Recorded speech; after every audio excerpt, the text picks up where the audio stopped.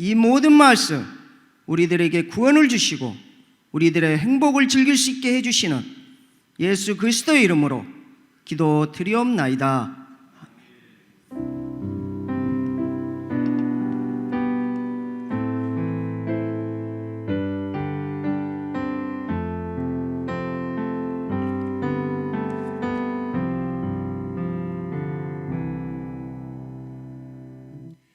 하나님의 말씀을 보겠습니다. 신약 성경입니다. 로마서 말씀입니다.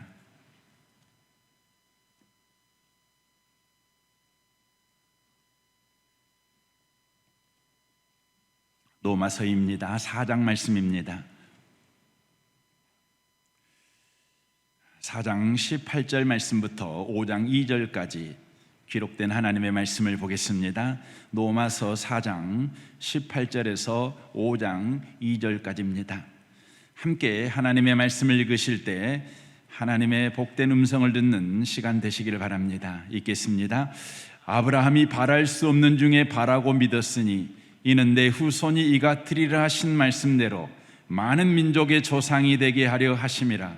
그가 100세가 되어 자기 몸이 죽은 것 같고 사라의 태가 죽은 것 같음을 알고도 믿음이 약하여지지 아니하고 믿음이 없어 하나님의 약속을 의심하지 않고 믿음으로 견고하여져서 하나님께 영광을 돌리며 약속하신 그것을 또한 능히 이루실 줄을 확신하였으니 그러므로 그것이 그에게 의로 여겨졌느니라.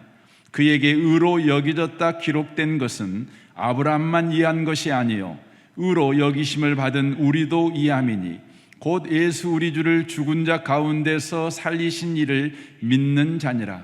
예수는 우리가 범죄한 것 때문에 내줌이 되고 또한 우리를 의롭다 하시기 위하여 살아나셨느니라. 그러므로 우리가 믿음으로 의롭다 하심을 받았으니 우리 주 예수 그리스도로 말미암아 하나님과 화평을 누리자. 또한 그로 말미암아 우리가 믿음으로 서 있는 이 은혜의 들어감을 얻었으며 하나님의 영광을 바라고 즐거워하느니라. 아멘. 아멘. 이 아침에 오신 모든 분들에게 이 말씀의 축복이 함께 하시기를 주님의 이름으로 축원합니다. 계속해서 믿음에 관해서 함께 말씀을 나누겠습니다. 우리는 은혜로 구원받았다고 줄곧 성경에서 배워왔습니다. 그럼에도 불구하고 믿으면 구원받는다는 말을 들으면 믿으면이 우리에게 조건으로 들립니다. 우리에게 믿음이 구원의 조건이 되고 말았다는 것입니다. 믿음이 또 다른 율법 조항이 되어버렸습니다. 율법을 구원의 조건이라고 주장했던 유대인들처럼 믿음이 율법처럼 오용되고 말았다는 것입니다. 그리하여 우리는 믿음을 키우기 위해 이런저런 노력과 열심과 헌신을 하고 있습니다. 그러다 보니 교회 내에서 믿음이 각 개인의 노력과 열심과 헌신의 결과물이 되었습니다. 자기 자랑이 되어버렸습니다. 또한 다른 사람의 노력과 열심과 헌신을 평가하는 기준이 되어버렸습니다. 어느새 믿음이 교회 내에 지위와 권력이 되어버렸습니다. 로마서 4장은 믿음이라는 단어를 바르게 이해하도록 하기 위해 아브라함 이야기를 들어 설명하고 있습니다. 믿음이 좋은 사람의 모범으로 아브라함을 소개하고 있는 것이 아닙니다. 아브라함처럼 믿어야 된다는 믿음의 교본으로 등장시키는 것도 아닙니다. 아브라함처럼 믿음의 사람이 되자 분발을 촉구하고 있는 것도 아닙니다.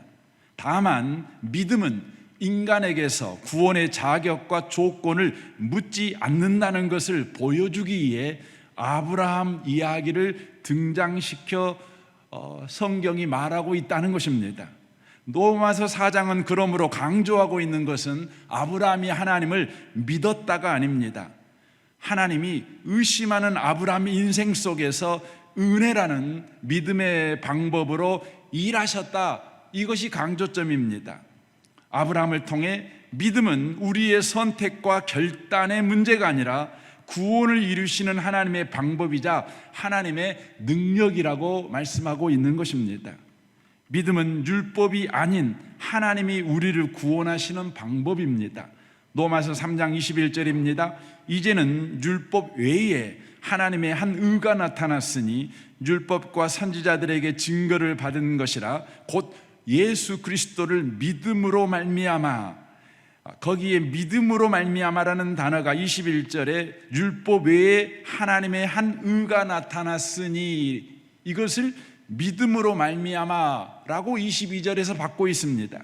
모든 믿는 자에게 미치는 하나님의 은이 차별이 없느니라라고 말씀합니다. 율법이라는 것은 인과율의 법칙입니다. 사람이 무엇으로 심든지 그대로 거두리라는 법칙입니다. 사람이 원인을 제공하면 결과가 주어지는 법칙, 그것이 율법을 말합니다. 그러나 믿음은 사람이 심지 않았는데 거두는 은혜의 법칙입니다. 원인이 없는데 결과가 주어진 것이라는 의미입니다. 이것을 잘 설명하고 있는 것이 히브리서 11장입니다. 히브리서 11장을 소위 믿음장이라고 말합니다. 그런데 이 히브리서 11장을 읽을 때 우리는 잘못 읽습니다. 대부분 어떻게 읽냐면 믿음을 가진 사람이 어떤 위대한 일을 했는가를 살펴보는 관점을 가지고 히브리서 11장을 읽습니다. 그러다 보니 우리는 큰 오류에 빠집니다. 어떤 오류에 빠지는지 모세의 예를 들어서 한번 살펴보겠습니다. 히브리서 11장 24절입니다.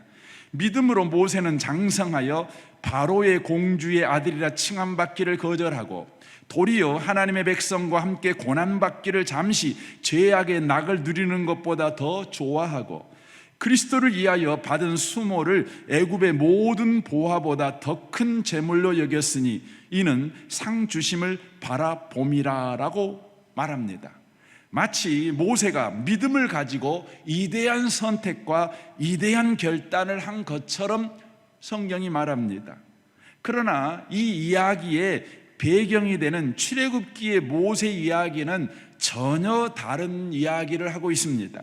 출애굽기 2장 11절입니다.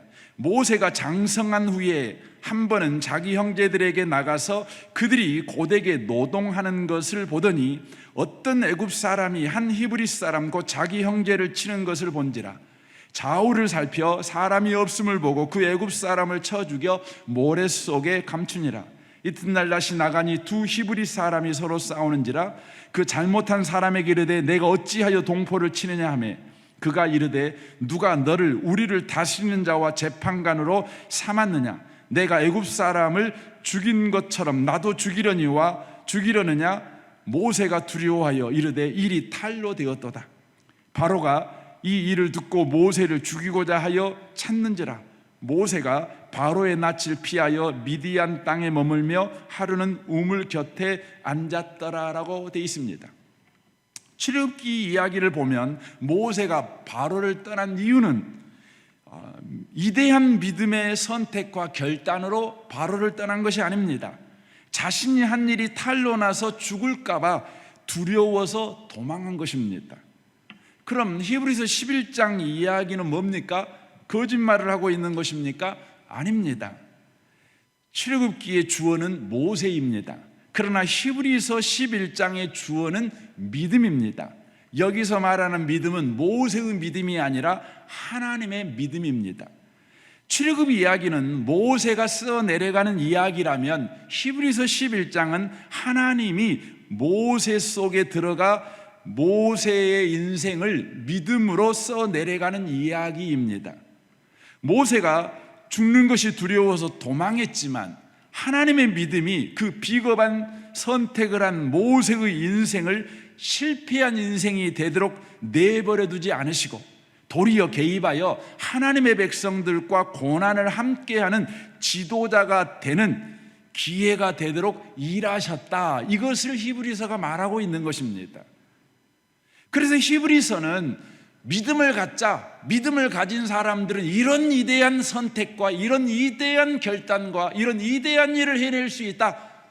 이것을 우리에게 촉구하고 있는 것이 아니라 너의 선택은 바보스럽고 너의 선택은 언제나 비참하며 비겁한 선택을 하지만 너의 인생 속에 하나님이 하나님의 믿음으로 뛰어들어가 너를 믿음의 사람으로 세워가신다. 너를 하나님을 예배하는 사람으로 세워가신다. 하나님을 아버지라 부른 사람으로 세워가신다. 이 이야기를 하는 것입니다. 믿음은 모세의 선택과 결단이 아닙니다. 하나님의 일하심입니다. 하나님의 능력이라는 의미입니다. 오늘 본문 아브라함의 이야기도 마찬가지입니다.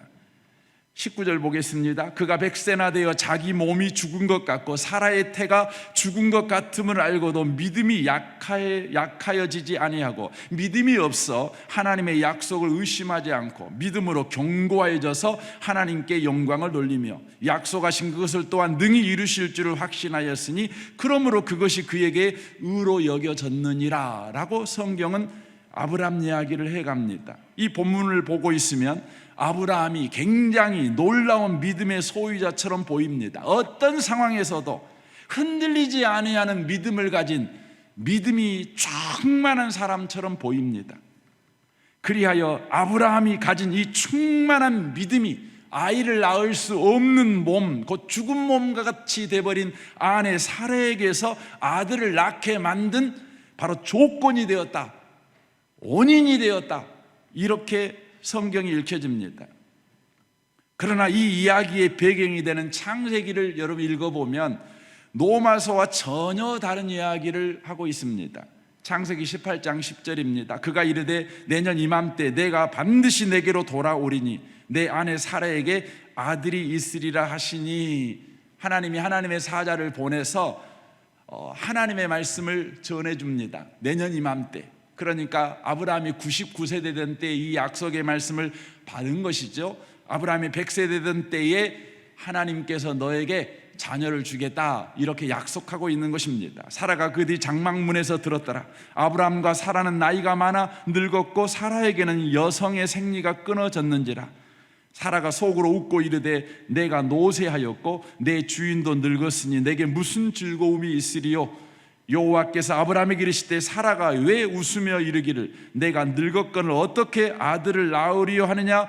여호와께 능하지 못한 일이 있겠느냐. 기한이 이를 때 내가 내게로 돌아오리니 사라에게 아들이 있으리라 라고 말씀합니다. 노마서에서는 아브라함은 어떤 상황에서도 흔들리지 아니하는 견고한 믿음, 충만한 믿음을 가진 사람으로 소개하고 있지만 실상은 창세기의 아브라함은 하나님을 의심합니다. 자신의 나이와 아내의 몸 상태 때문에 하나님의 약속을 들었지만 하나님을 의심하고 하나님의 약속을 비웃는 자가 됩니다. 아브라함과 사라는 조건과 상황에 아주 취약한 사람들이었습니다. 그러나 하나님은 의심하고 비웃는 아브라함과 사라의 인생 속에 뛰어들어 오셔서 일하십니다. 죽은 사라의 몸에서 없는 생명을 약속하신 대로 만들어내십니다. 창세기 21장 1절입니다. 여호와께서 말씀하신 대로 사라를 돌보셨고 여호와께서 말씀하신 대로 사라에게 행하셨으므로 사라가 임신하고 하나님이 말씀하신 시기가 되어 노년의 아브라함에게 아들을 낳으니 아브라함이 그에게 태어난 아들 곧 사라가 자기에게 낳은 아들을 이름하여 이삭이라 하였고 그 아들 이삭이 난 지 8일 만에 그가 하나님이 명령하신 대로 할례를 행하였더라. 아브라함이 그의 아들 이삭이 그에게 태어날 때 100세라. 사라가 이르되 하나님이 나를 웃게 하시니 듣는 자가 다 함께 웃으리로다. 노마서 4장에서 소개되는 믿음은 기적을 일으키는 조건으로서의 믿음이 아닌 것을 우리는 창세기를 통해서 확인할 수 있습니다. 자신의 나이와 몸 상태를 보고 의심하고 비웃는 자격 없는 아브라함과 사라를 만족하게 웃게 만드시는 하나님의 능력을 말하고 있는 것을 우리가 알 수가 있다는 것입니다. 아브라함이 위대한 선택과 결단으로 만들어낸 믿음이 아니라 아브라함의 의심과 비웃음 속에서 하나님께서 하나님의 능력으로 만들어낸 것, 그것이 믿음이라는 것입니다. 창세기는 아브라함이 자기 인생에 행한 일을 이야기하고 있다면 노마서는 의심하는 아브라함의 인생에 하나님이 행하신 일을 이야기하고 있는 것입니다. 아브라함의 인생은 아브라함이 써 내려가는 아브라함 이야기가 전부가 아니었다는 것입니다. 아브라함 인생 속에 하나님이 써내려가는 하나님의 이야기가 바로 아브라함의 인생 이야기였다는 것입니다. 아브라함처럼 우리도 우리 인생을 써내려갑니다. 우리가 써내려가는 우리 인생 속에는 의심과 걱정과 좌절과 못남이 가득합니다. 참으로 부끄럽습니다. 그러나 이것이 우리 인생의 전부가 아니라는 것입니다. 하나님이 우리 인생 속에 들어와 쓰고 있는 구원의 이야기가 있다는 것입니다. 그 증거가 뭐냐면 우리가 믿음을 가졌다는 것입니다. 이것이 로마서 4장 23절 이야기입니다. 그에게 의로 여겨졌다 기록된 것은 아브라함만 이해한 것이 아니요 의로 여기심을 받을 우리도 이해함이니 곧 예수 우리 주를 죽은 자 가운데서 살리신 이를 믿는 자니라. 예수는 우리가 범죄한 것 때문에 내줌이 되고 또한 우리를 의롭다 하시기 위하여 살아나셨느니라 라고 말씀합니다. 우리도 아브라함처럼 우리 인생에 하나님이 써내려가는 이야기가 있기 때문에 우리가 믿음을 가진 자가 되었고 의롭다 하심을 받은 자가 되었다는 것입니다. 우리가 어떤 선택과 이대한 결단과 이대한 헌신을 했기 때문에 우리가 믿음을 가진 자가 된 것이 아니라 하나님이 의심하고 비웃고 절망하고 염려하고 오늘 또 그렇게 못나게 살아가는 우리 인생 속에 하나님이 열심과 헌신과 능력으로 개입하셔서 구원 이야기를 써내려가니 우리에게 원인이 없는데 우리에게 믿음이라는 결과가 생겨났다는 것입니다. 우리도 사라의 태가 죽은 것 같이 죽었던 자들입니다. 자식을 낳을 수 있는 능력 면에서 볼 때 사라는 완전히 죽은 자였습니다. 영적인 관점에서 볼 때 우리도 죄와 허물로 완전히 죽은 자들입니다. 하나님의 진노 아래 있는 현실을 사는 필멸의 운명을 가진 존재들이었습니다. 사라의 태가 생명을 생산할 수 없었던 것처럼 죄로 죽은 우리도 생명을 스스로 생산해내지 못하는 존재입니다. 단지 시간의 흐름에 따라 늙고 병들고 죽어가는 인생을 살 뿐입니다. 우리 인생에는 생명 이야기가 아니라 사망 이야기, 죽음 이야기만 우리는 써내려갈 뿐입니다. 하지만 하나님이 우리 인생 속에 뛰어들어와 큰 권능으로 일하셨습니다. 사라의 죽은 태에서 생명이 창조되었습니다. 생명이 나왔습니다. 거기서 이삭이 나왔습니다. 이 하나님이 어떤 하나님입니까? 로마서 4장 10절 하반절에 이렇게 하나님을 소개합니다. 하나님은 죽은 자를 살리시며 없는 것을 있는 것처럼 부르시는 이시니라. 이는 사라의 인생 속에서 드러내신 하나님이 누구이신가에 대한 바로 사건입니다. 인생 현실이라는 실제 시간과 장소에서 일어난 사건입니다. 이 이야기는 단지 신화 속의 멋진 이야기가 아닙니다. 아브라함과 사라가 이 하나님의 일하심을 보고 웃음으로 공유하고 참여하자 이것을 의로 여기셨다 성경은 말합니다. 로마서 4장 22절 그러므로 그것이 그에게 의로 여겨졌느니라고 말합니다. 시간상으로 보면 먼저 하나님이 약속하신 일을 완료하셨습니다. 그것을 아브라함이 하나님이 하신 일로 받아들인 것입니다. 이것을 아브라함의 의라고 하십니다. 아브라함이 의를 가졌기 때문에 그에게 구원이 일어난 것이 아니라 구원이 일어나자 그것을 받아들임으로 하나님께서 그것을 아브라함의 의라 칭하셨다는 것입니다. 의가 뭡니까? 의는 관계 회복입니다. 바로 하나님과 아브라함이 한 인생이 된 것, 이것이 바로 의입니다. 아브라함이 이삭을 낳는 일에 어떤 도움을 주지 못했습니다. 다만 방해했습니다. 의심했습니다. 비웃었습니다.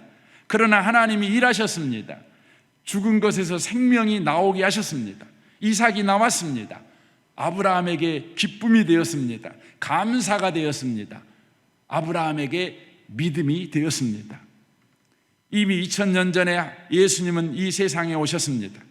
그리고 우리 죄를 해결하기 위해 대신 십자가에서 죽으셨습니다. 그리고 3일 만에 부활하셨습니다. 지금은 하나님 우편에 우리를 위해 기도하시며 우리를 통치하고 계십니다. 하나님은 성경 전체를 통해 이 일이 일어나리라고 약속하셨습니다.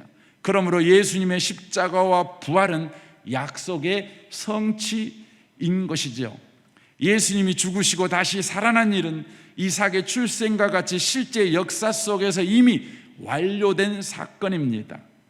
이미 완료된 사건이라는 의미는 결코 취소될 수 없는 일이라는 의미입니다. 우리가 예수의 십자가와 부활 사건을 받아들이든지 받아들이지 않든지 이 구원 사건은 취소될 수 없다라는 의미입니다.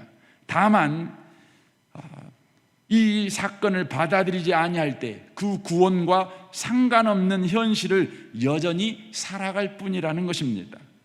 예수로 이미 완료된 구원 사건은 2000년 전에 십자가에서 못 박히시는 순간부터 지금까지, 지금도 인류의 역사 속에서 도저히 흐르는 구원의 광물입니다. 우리가 믿음을 가졌다면 우리는 이미 구원의 현실 속에 들어와 살고 있는 것입니다. 우리는 이걸 놓쳐버리면 안 되는 것입니다. 여러분과 제가 믿음을 갖고 있다, 하나님의 일하심으로, 하나님의 권능으로 내게 원인이 없는데 내가 믿음을 갖고 있습니다.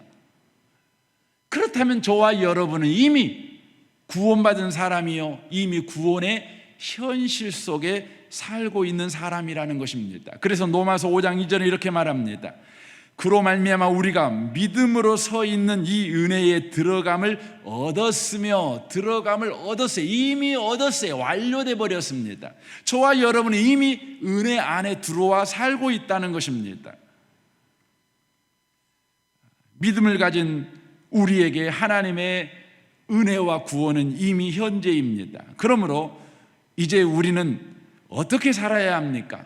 구원을 받기 위해서 살아야 됩니까? 아닙니다. 구원을 누리기 위해서 살아야 되는 것입니다.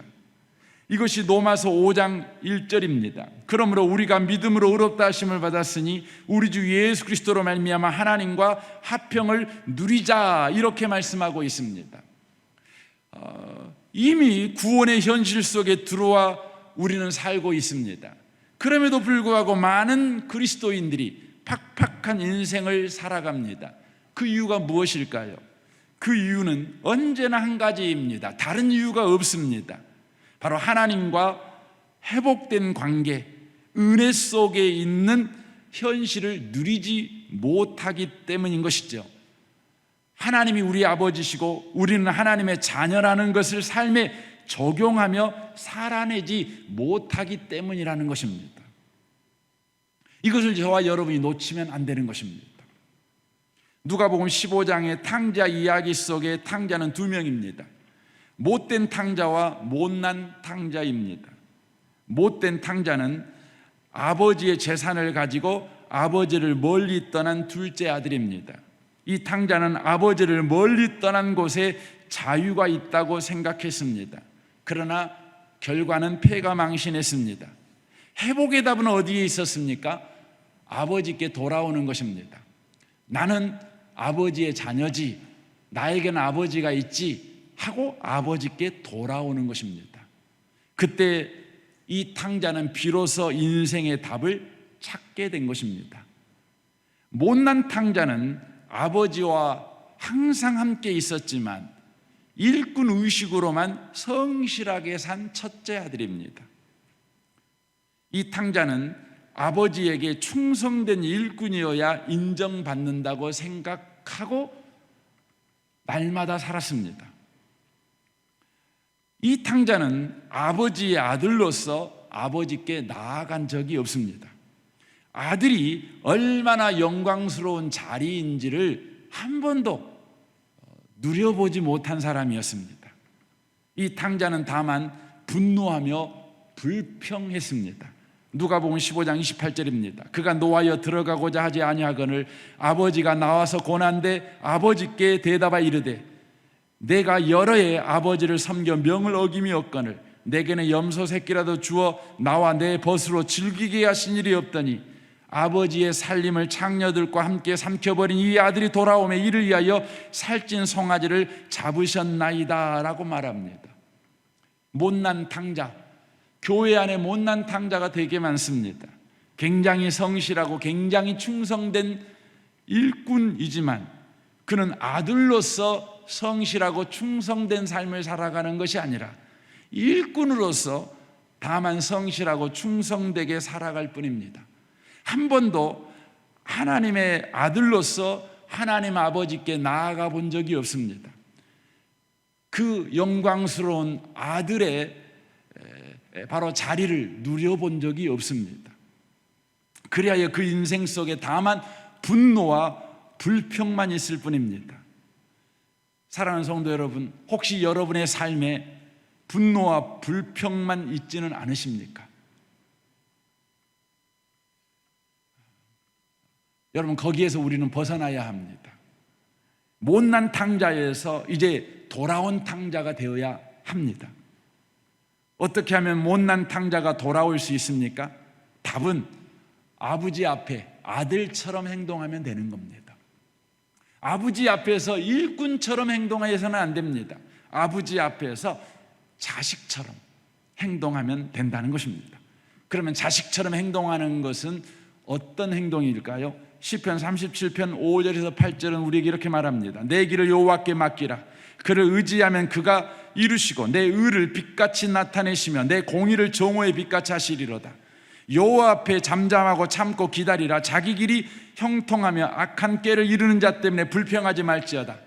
분을 그치고 노를 버리며 불평하지 말라. 오히려 악을 만들 뿐이라. 우리의 삶에 있는 분노, 불평 어떻게 사라지게 할 수 있습니까? 어떻게 그런 인생을 우리가 떠나 참된 만족과 참된 기쁨이 넘치는 삶을 살아갈 수 있습니까? 바로 아버지 앞에 자식처럼 행동하면 되는 겁니다. 시편 37편 5절에서는 자식이 아버지 앞에 행동하는 행동을 이렇게 소개합니다. 바로 그 첫 번째가 여호와께 맡기라는 것입니다. 여호와께 맡기는 것입니다. 맡겨버리는 것입니다. 맡긴다는 건 뭡니까? 이제 내 것이 아니고 아버지 것입니다. 이런 것이죠. 이제 내가 관여할 바가 아닙니다. 아버지가 알아서 할 일입니다. 내 책임이 아닙니다. 이제부터 하나님 책임입니다 하고 하나님께 줘버리는 것입니다. 아직도 놓지 못하고 있는 괴로운 일, 염려되는 일, 불평, 시기, 원망, 그 모든 것은 이제 내 것이 아니라 아버지 것입니다 하고 아버지께 줘버리는 것, 이것이 바로 아버지 앞에 자녀의 태도라고 하는 것입니다. 두 번째가 뭡니까? 7절에 말씀하지요. 여호와 앞에 잠잠하고 참고 기다리라 라고 되어 있습니다. 줘버렸다면, 맡겨버렸다면 이제 잠잠하고 참고 기다리는 것이 아버지 앞에 자녀의 행동이라고 말하고 있습니다. 우리는 이것을 잘 못합니다. 잠잠한다는 건 뭘 말하는 겁니까? 하나님의 손에 모든 걸 맡겼다면 이제 그 이후에 일어나는 모든 일은 감수해라, 그것입니다. 감수하라는 것입니다. 받아들이라는 것입니다. 하나님께 다 맡겨버렸다면 그 이후에 일어나는 모든 일은 여러분이 받아들이라는 것입니다. 수용하라는 것입니다. 이렇게 말하고 있는 것입니다. 그리고 어떻게 합니까? 참고 기다리라는 것입니다. 참고 기다리라는 것은 내게 맡겨준 역할, 내게 주어진 상황 속에서 여전히 일을 하면서 하나님의 개입과 하나님의 간섭을 기다리는 것을 의미하는 것입니다. 이스라엘 백성은 애굽에서 이제 출애굽하기 위해서 홍해바다 앞까지 갔습니다. 하지만 홍해는 너무 넓었고 그들은 배가 없었습니다. 우왕좌왕하고 있었습니다. 그런데 자기들의 뒤편에 먼지가 날리는 것입니다. 말바국 소리가 들리는 것입니다. 애굽의 군대가 쳐들어오고 있었습니다. 이제 어떻게 해야 될지 그들은 큰 근심과 두려움 가운데 빠졌습니다. 앞으로 나갈 수도 없고 뒤로 갈 수도 없는 그런 사면초가 가운데 빠져 있었습니다. 그때 이스라엘 백성들이 어떻게 반응했습니까? 출애굽기 14장 10절입니다. 바로가 가까이 올 때 이스라엘 자손이 눈을 들어 본즉 애굽 사람들이 자기들 뒤에 이른지라. 이스라엘 자손이 심히 두려워하여 여호와께 부르짖고 여호와께 부르짖었습니다. 하나님께 맡겼습니다. 하나님, 이 문제 하나님이 해결해야 됩니다. 내 능력으로는 안 됩니다. 우리 능력으로는 안 됩니다. 우리 다 죽게 됐습니다. 하나님께 맡깁니다. 그러면 어떻게 해야 되지요? 그러면 잠잠하고 참고 기다려야 되잖아요. 그런데 그렇게 하지 않았습니다. 그들이 또 모세에게 이르되 애굽에 매장지가 없어서 당신이 우리를 이끌어내어 이 광야에서 죽게 하느냐? 어찌하여 당신이 우리를 애굽에서 이끌어내어 우리에게 이같이 하느냐? 우리가 애굽에서 당신에게 이른 말이 이것이 아니냐? 이르기를 우리를 내버려 두라. 우리가 애굽 사람을 섬길 것이라 하지 아니하더냐? 애굽 사람을 섬기는 것이 광야에서 죽는 것보다 낫겠노라. 그들은 원망했습니다. 불평했습니다. 그들에게 있는 염려를, 두려움을 기도를 통해 하나님께 맡겼는데 여전히 자기들의 삶의 두려운 문제가 해결되지 않은 것입니다. 맡겨버린 문제가 해결이 안 된 것입니다. 그러자 어떻게 합니까? 그들은 원망하고 불평합니다. 그들은 맡겨버린 이후에 여전히 자기들에게 있는 두려운 문제, 해결되지 않는 문제를 수용하지 않았습니다. 받아들이지 않았습니다. 감수하지 않았습니다. 모세가 그들에게 어떻게 합니까? 14절 보십시오. 모세가 백성에게 이르되 너희는 두려워하지 말고 가만히 서서 여호와께서 오늘 너희를 위하여 행하시는 구원을 보라. 너희가 오늘 본 애굽 사람을 영원히 다시 보지 아니하리라. 여호와께서 너희를 위하여 싸우리니 너희는 가만히 있을지니라 라고 말씀합니다. 기도했지만 잠잠하지 못했습니다. 문제를 하나님께 맡겼지만 해결되지 않자 그 두려움 때문에 모세에게 그 책임을 물었습니다. 원망했고 불평했습니다. 그들은 해결되지 않는 문제를 자신들이 감수하지 못했습니다. 받아들이지 못했습니다. 우리도 마찬가지죠. 기도하지만 기도 자리를 떠나 일상으로 돌아오면 해결되지 않는 문제 때문에 분노하며 불평합니다. 감수하지 않습니다. 사랑하는 성도 여러분, 우리가 기도했다면, 맡겼다면 잘하신 것입니다. 아버지 앞에 자녀의 태도를 잘 취한 것입니다. 하지만 기도 이후에 우리는 여전히 자녀다운 행동을 취해야 합니다. 그것이 뭡니까? 감수하는 것입니다. 그리고 내게 맡겨진 일을 여전히 하는 것입니다. 참고 기다리라 할 때 우리 동양에서 기다린다는 것은 멈춰서는 것입니다. 하지만 성경에서 말하는 기다리라는 것은 계속하라는 것입니다. 뭘 계속하라는 것입니까? 너에게 아버지의 일을 하나님이 맡겼다면 아버지의 일을 계속해라. 아버지 버리고 자식처럼 행동하지 말고 옆집 아저씨처럼 행동하지 말고 여전히 아버지처럼 행동해라. 네가 그리스도인으로 부르심 받았다면 너에게 기도한 문제가 해결되지 않고 여전히 너의 현실에 문제가 주어졌다 하더라도 안 믿는 사람처럼 살지 말고 믿는 사람처럼 여전히 살아라. 그러면서 하나님의 간섭과 개입을 기다려라. 이 말입니다. 사랑하는 성도 여러분, 우리는 이미 구원의 현실 속에 들어와 있습니다. 어떻게 합니까? 우리가 예수 믿는 것뿐만 합니다. 우리가 예수 믿은 것은 우리의 결단과 우리의 선택으로 되어진 것이 아닙니다. 나에게 원인이 없는데 하나님이 내 인생 속에, 의심하는 인생 속에, 하나님을 비웃는 인생 속에 뛰어들어와 하나님이 권능으로 일하셔서 우리 가운데 생겨난 하나님의 은혜입니다. 저와 여러분이 믿음을 가지고 있는 것 보니, 그것이 작든 크든 믿음이 있는 걸 보니 우리는 은혜의 현실 속에 이미 들어와 살고 있습니다. 이제 은혜의 현실을 누리며 살아가야 합니다. 아버지 앞에 자녀처럼 언제나 자녀다움을 아버지 앞에서 보이며 살아가야 합니다. 그것은 맡기며 잠잠하며 참고 기다리는 것입니다. 문제가 있다면 하나님께 맡겨버리고, 기도했다면 여전히 여러분에게 그 문제가 있을지라도 감수하시면서 여러분에게 맡겨준 일을 하며 하나님의 개입을 기다리는 것입니다. 저는 이 아침에 오신 복 있는 분들이 여전히 아버지 앞에 자녀로 살아가시는 분들이 되시길 바랍니다. 아버지의 일하심은 우리가 생각하는 것보다 늦지 않습니다. 우리가 생각하는 것보다 빠르지도 않습니다. 우리 하나님은 우리에게 가장 필요한 때에, 적기에 하나님은 일하실 것입니다. 이 하나님을 우리는 우리 아버지로 믿고 있습니다.